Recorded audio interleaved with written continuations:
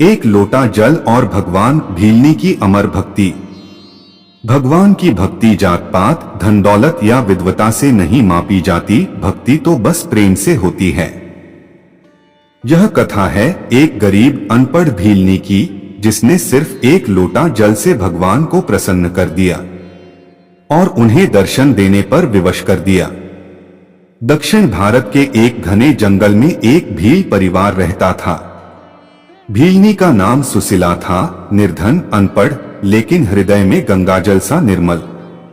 वह रोज भगवान शिव को मन ही मन याद करती और सोचती, मैं मंदिर नहीं जा सकती, न पूजन करना जानती हूँ, लेकिन क्या मेरा प्रेम भी कम है?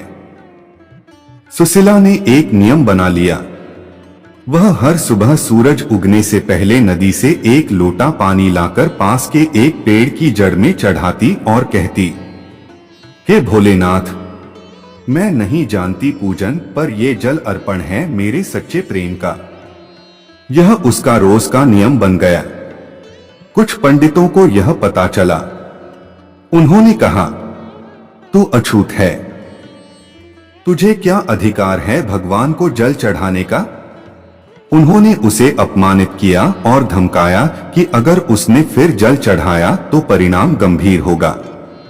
लेकिन सुशीला डरी नहीं, बोली, भगवान मेरे हैं जैसे तुम्हारे हैं। मैं प्रेम से देती हूं, पूजा के लिए नहीं। उसी रात भगवान शिव ने उन पंडितों को स्वप्न में दर्शन दिए। वे बोले, जिस भीलनी को तुम अपवित्र समझते हो, वही मेरी सच्ची भक्त है। उसका प्रेम इतना शुद्ध है कि मेरे कैलाश में भी उसकी भक्ति की सुगंध पहुंचती है। सुबह होते ही पंडित डरकर सुशीला के पास गए और क्षमा मांगी। एक दिन जब सुशीला जल चढ़ा रही थी, तभी एक दिव्य प्रकाश उत्पन्न हुआ। भगवान शिव स्वयं प्रकट हुए। वो बोले, सुशीला, मैं तुझसे प्रसन्न हूं। तूने बिना किसी विधि विधान के केवल प्रेम से मुझे बांध लिया है। उन्होंने उसे वरदान दिया, तेरा यह स्थान अब तीर्थ कहलाएगा और जो यहाँ सच्चे मन से जल अर्पण करेगा, उसकी सारी मनोकामनाएं पूरी होंगी। आज भी दक्षिण भारत में वह स्थान भील तीर्थ कहलाता है। वहां एक पेड़ की जड़ में शिवलिंग है और लोग सच्चे भाव से एक लोटा जल अर्पण करते हैं। कहते हैं वहां आज भी भगवान शिव की उपस्थिति महसूस होती है। भक्ति में नियम नहीं, प्रेम होता है। ईश्वर को मंदिर की घंटियां नहीं, मन की सच्चाई प्रिय होती है।